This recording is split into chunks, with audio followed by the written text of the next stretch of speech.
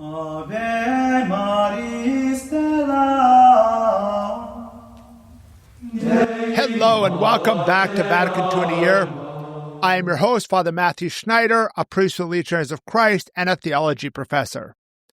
This is a podcast on the StarQuest Production Network at sqpn.com. Today we're on day 337 and we're covering Gaudium et Spes 58 on the Salvific message and culture. If you want to follow along, we have a reading plan and more details at sqpn.com/Vatican and frmatthewlc.com/Vatican. Yesterday, we spoke about eternity and seeking the truth, even as science is important when considering culture. We need to see the positive in different aspects of culture. Today, we are going to continue with Chapter 2, the proper development of culture. We are also continuing Section 2, some principles for the proper development of culture. And the theme for today is the gospel can be enculturated and can transform culture for good. Today is a little on the shorter side. Paragraph 58 has 4 subparagraphs, which we'll read in 3 parts. A and B, the message of Jesus is enculturated in many places by the church. C, the church not bound to any culture. D, the gospel combats error and elevates human activity. So let's begin with 58A. There are many ties between the message of salvation and the human creature and human culture. For God, revealing himself to his people, to the extent of full manifestation of himself in his incarnate Son, has spoken according to the culture proper to each epoch. B. Likewise, the Church, living in various circumstances in the course of time, has used the discoveries of different cultures so that in her preaching she might spread and explain the message of Christ to all nations, that she might examine it and more deeply understand it, that she might give it better expression in liturgical celebration, and in varied life of the community of the faithful. What this paragraph overall is telling us is that salvation touches on human culture and human culture touches on salvation. They have this deep connection about this, right? One of the things that we see is, if you've ever read Joseph Pieper, Leisure, the Basis of Culture, he talks about how the ultimate thing of culture, the ultimate way of culture is leisure, and leisure is not just relaxation. Leisure is our connection to what is important, what matters, our connection to the divine or some kind of higher power.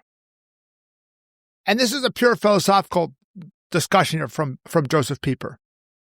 And so with this, we see how salvation is our deepest contact with the divine, with God, and that is the ultimate source of culture. Culture also leads to truth, and salvation is a kind of truth. There's a deep connection between these two. God reveals himself in human life, including in culture.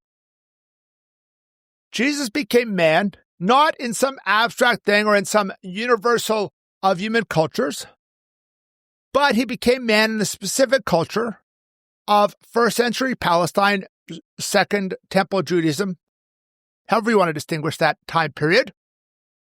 And that's not all. He wants to be in our culture too. He wants to be in every culture. He wants to be brought to every single human being, and every human lives in a culture. So we need to present the gospel in these cultures. So what happens? The church is the one who needs to fulfill this mission of Jesus. The church has the responsibility to bring the gospel into each culture. The gospel is both enculturated and transforms culture. So it comes in that culture and it transforms it, makes it better. Moving on to C, on the church is not bound by any culture. Let's read it. C, but at the same time, the church, sent to all peoples of every time and place, is not bound exclusively or indissolubly to any race or nation, any particular way of life, or any customary way of life, recent or ancient. Faithful to her own tradition and at the same time conscious of her universal mission, she can enter into communion with the various civilizations to their enrichment and the enrichment of the church herself. Here we note that the church is for all. We want everyone to know, love, and serve Jesus. The church is not just for our culture, or not just for our nation, or not just for people who look like us. It is scandalous when I see online certain Christians downgrading other Christians because of their race or nation or things like that.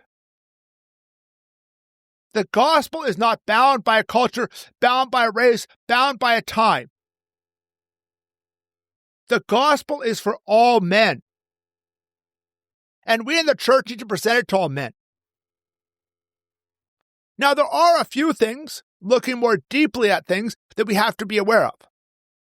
When we get to philosophy, we have to recognize that the church has a certain degree of certain philosophical things that are required.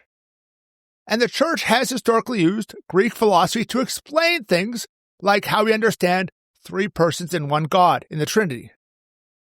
And so there's certain binding to that, but not necessarily to that system, just to the expressions which are defined in councils, which are clarifying.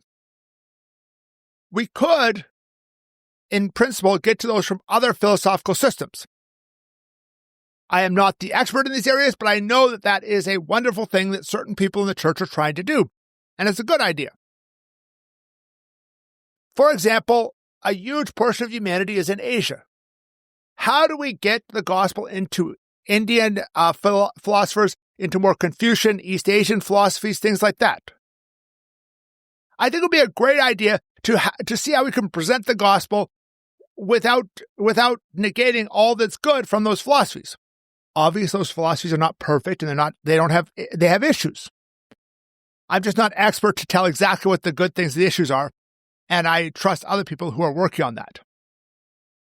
Today, we'll conclude with 58D on the gospel combats error and elevates human activity. Let's read it. The gospel of Christ constantly renews the life and culture of fallen man. It combats and removes the errors and evils resulting from the permanent allurement of sin. It never ceases to purify and elevate the morality of peoples. By riches coming from above, it makes fruitful, as it were, from within, the spiritual qualities and traditions of every people of every age. It strengthens, perfects, and restores them in Christ. Thus the church, in the very fulfillment of her own function, stimulates and advances human and civic culture. By her action, also by her liturgy, she leads them towards interior liberty.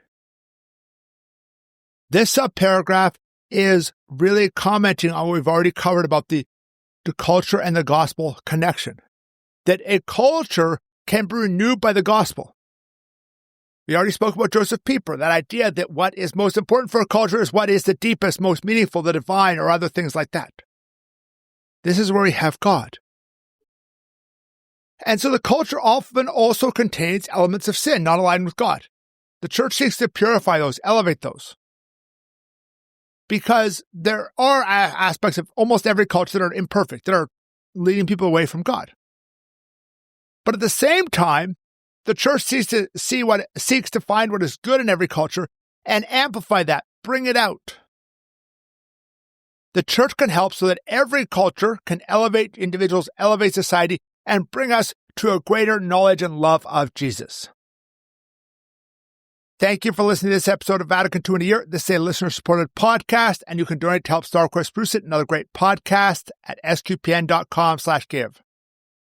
You can give one-time monthly to join the StarQuest Patreon. Tomorrow, we're going to continue with the next paragraph of Gaudium et Spes. That would be paragraph 59 on culture subordinate to the integral perfection of the person. Please join us then to learn more about Vatican II, which will provide a blueprint for the Catholic Church. If you want more information on the podcast, like playlists for individual documents and a reading plan, go to sqpn.com/Vatican, frmatthewlc.com/Vatican, or Vatican SQPN on Facebook and X.